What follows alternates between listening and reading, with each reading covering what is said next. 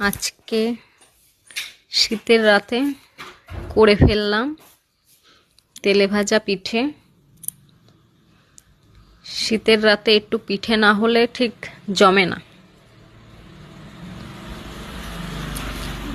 ফুলকো ফুলকো লাল লাল তেলে ভাজা পিঠে কার কার খেতে ভালো লাগে কমেন্ট করে জানিও বন্ধুরা।